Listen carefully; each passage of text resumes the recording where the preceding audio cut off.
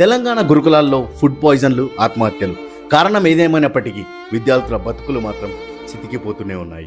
గొప్ప గొప్ప చదువులు చదివి ఉన్నత స్థాయికి వెళ్ళి తల్లిదండ్రుల కలను సాకారం చేస్తారనుకునే పిల్లలు తనువు చాలిస్తూ ఉంటే తల్లిదండ్రుల గుండెలు బాదుకుంటూ వెక్కి వెక్కి ఏడుస్తున్నారు.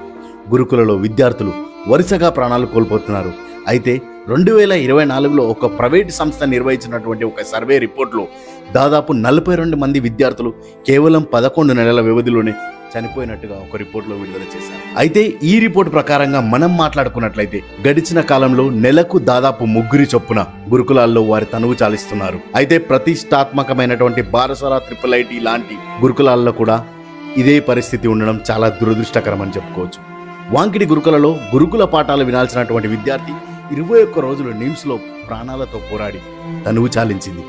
గొప్ప గొప్ప చదువులు చదువుకొని ఉన్నత స్థాయికి వెళ్తారు అనుకునే బాసర IIIT విద్యార్థులు బలన్మరణాలకు ఎందుకు పాల్పడుతున్నారు? సంగారెడ్డిలో 9వ తరగతి చదువుతున్నటువంటి స్వాతి ఉరివేసుకోవడానికి గల కారణాలు కూడా ఏంటి అన్నది ఇప్పటికీ తెలియలేదు. ఇలా చెప్పుకుంటూ పోతే చాలానే ఉన్నాయి. ఏది ఏమైనప్పటికీ గురుకులలో విద్యార్థులు మాత్రం ఎండిన ఆకుల్లా రాలిపోతూ ఉన్నారు. అయితే తెలంగాణ గురుకులాల్లో పరిస్థితి ఇప్పుడు ఏ విధంగా ఉందనంటే, ఒక విద్యార్థి చనిపోయి అతని అంత్యక్రియలు పూర్తయ్యేలోపు మరో విద్యార్థి యొక్క చావు కబురు వినిపిస్తుంది. అయితే ఇలాంటి విషయాలే మనం ఇంకొన్ని చర్చించుకోవాలంటే, జనవరి 22 నల్గొండ జిల్లాలోని కొండమల్లెపల్లి ఎస్సీ గురుకులంలో 9వ తరగతి చదువుతున్నటువంటి భార్గవి ప్రార్థన సమయంలో కుప్పకూలిపోయి ఆసుపత్రికి తీసుకువెళ్లేలోపు మరణించినట్లు కూడా ప్రకటించారు గురుకుల పాఠశాల.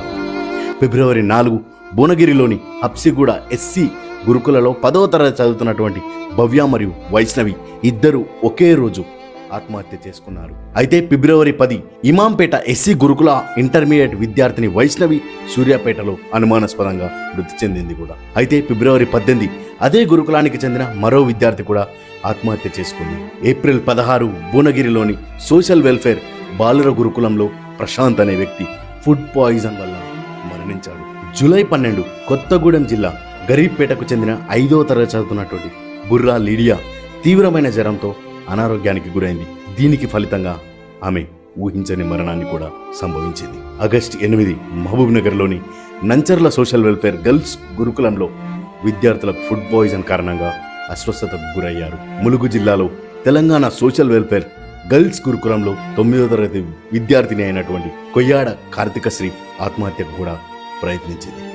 అయితే మరిన్ని చూసుకున్నట్టయితే ఆగస్టు 9 జగిత్యాల జిల్లాలోని పెద్దాపూర్ గురుకుల పాఠశాలలో 11 ఏళ్ల 6వ తరగతి విద్యార్థిని అయినటువంటి అద్మల అనిరిత్ మరణించగా ఇతర విద్యార్థులు కూడా అస్వస్థతకు గురయ్యారు. జూలై 26 అదే గురుకులంలో 8వ తరగతి విద్యార్థిని అద్వైత్ కూడా అనారోగ్యంతో మరణించాడు. సరైన డైట్ ఛార్జీలు మరియు నాణ్యత లేని సరఫరాల కారణంగా ఆహార నాణ్యత తక్కువగా ఉండటం వల్ల తరచుగా జరుగుతున్నటువంటి ఆహార విషప్రయోగ సంఘటనలకు ప్రధాన కారణమని విద్యార్థి సంఘాలు కూడా పెద్ద ఎత్తున ఆరోపిస్తున్నాయి. గురుకుల బాలికల పాఠశాలలో 10వ తరగతి విద్యార్థిని ఉరేసుకొని ఆత్మహత్య చేసుకుంది. గురుకుల పాఠశాలలో ఓ విద్యార్థి అస్వస్థతకు గురై మృతి చెందాడు.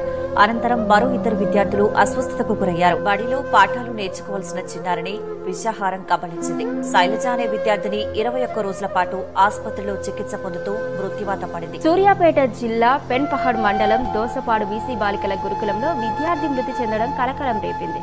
5వ తరగతి చదువుతున్న సరస్వతి అనే విద్యార్థి అస్వస్థతకు గురై ఆసుపత్రిలో చికిత్స పొందుతూ ప్రాణాలు విడిచింది.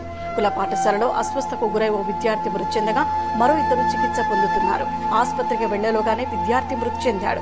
జిల్లా దోసపాడు బాలికల గురుకుల పాఠశాలలో విషాదం చోటు చేసుకుంది. 5వ తరగతి విద్యార్థిని అనుమానాస్పద స్థితిలో చనిపోయింది. మైనార్టీ గురుకుల హాస్టల్లో సౌమ్య అనేటువంటి ఒక విద్యార్థిని ఇంటర్మీడియట్ చదువుతోంది. హాస్టల్ గదిలోనే ఉరివేసుకుని ఆత్మహత్యకు పాల్పడింది. అక్కడ చదువుకోవాల్సిన విద్యార్థులు చాకరీ చేస్తూ ఉంటారు. వంట సిబ్బంది అవతారం ఎత్తి వంటకాలు చేస్తూ ఉంటారు. వస్తువులు మోస్తుంటారు. గదులను శుభ్రం చేస్తూ ఉంటారు. వరంగల్ జిల్లా ఐనువోలు జ్యోతిబాపులే బాలుర గురుకుల పాఠశాలలో జరుగుతున్న ఈ వెట్టి చాకరీ తతంగం తీవ్ర కలకలం రేపుతోంది. పురుగులు అన్నం పెడుతుంది, పురుగులు అన్నం వస్తుంది. ఫుడ్లో కాకపోతే పురుగులు వస్తున్నాయి. పురుగులు వస్తున్నా ఆంటీ వాళ్ళకి చెప్తేనే మా ఆంటీ వాళ్ళు పట్టించుకో, మేమేం చేయగలుగుతామని అంటారు ఆంటీ వాళ్ళు. పెరుగులో ఇంతలా పురుగు వచ్చింది. తాగే వాటర్ రాకపోతే ఆ సంపులో ఉన్న వాటర్ తాగాలి మేము. అల్లా బురద కప్పలు అవన్నీ ఉంటాయి మేడం. అయితే ప్రతిష్టాత్మకమైనటువంటి బాసర IIIT లాంటి గురుకులాల్లో కూడా ఇలాంటి పరిస్థితులే, ఇలాంటి బలన్మరణాలని చూడడం అనేది చాలా బాధాకరం. ట్రిపుల్ ఐటీలో సీటు సాధించడం ఒక ఎత్తు అయితే, అందులో చేరి భవిష్యత్తును నిర్మించుకోవడానికి, కన్న కలలను నెరవేర్చుకోవడానికి మరో ఎత్తు. ఎన్నో ఆశలతో పాఠశాల స్థాయి నుండి ఇక్కడి వరకు వచ్చిన విద్యార్థులు స్వల్ప కారణాలు, సమస్యలతో తనువులు చాలిస్తున్నారు. పిల్లల యొక్క అందమైన భవిష్యత్తును ఊహించుకున్నటువంటి తల్లిదండ్రులకు వీళ్ళు తీరని వేదనను మిగులుస్తున్నారు. ఇందుకు కారణం బలన్మరణాలు నివారణ చర్యలు లేకపోవడం, భద్రతా వైఫల్యమే అని తెలుస్తోంది. ముఖ్యంగా ఉన్నత చదువుల కోసం పల్లెల నుంచి పట్టణం బాట పడుతున్నటువంటి విద్యార్థుల్లో ఆత్మహత్యలు ఆందోళన కలిగిస్తున్నాయి. ఇప్పటి వరకు తల్లిదండ్రులలో అల్లారు ముద్దుగా ఉంటూ విద్యాభ్యాసం సాగించినటువంటి వారు ఒక్కసారిగా వాళ్ళను వదిలి చదువు ఒత్తిడికి లోనై తనువులను చాలిస్తున్నారు. నిజంగా మనం ఒకవేళ ఆత్మహత్యలు గురుకులాల్లో నివారించాలంటే తీసుకోవాల్సినటువంటి చర్యలు కొన్ని ఉన్నాయి. అవి ఏంటంటే, విద్యార్థుల వసతి గృహాలను 3 పూటలా తనిఖీలు చేయాలి. బాలికల వసతి గృహాల్లో పర్యవేక్షణ సంఖ్య పెంచి నిరంతరం నిఘా పెట్టాలి. హాస్టల్ గదుల్లో విద్యార్థులను ఒంటరిగా ఉండనివ్వకుండా జాగ్రత్తలు తీసుకోవాలి. ప్రధానంగా తీసుకోవాల్సిన చర్యలు ఏంటంటే, సీలింగ్ ఫ్యాన్లను తొలగించి వాటికి బదులుగా గోడ ఫ్యాన్లను ఏర్పాటు చేయాలి. కౌన్సిలింగ్ ఇచ్చే వారి సంఖ్యను కూడా పెంచాలి. విద్యార్థులకు ఏదైనా సమస్య వచ్చినప్పుడు వారిని తరచూ పలకరిస్తూ వారి ఇబ్బందులను అడిగి తెలుసుకోవాలి.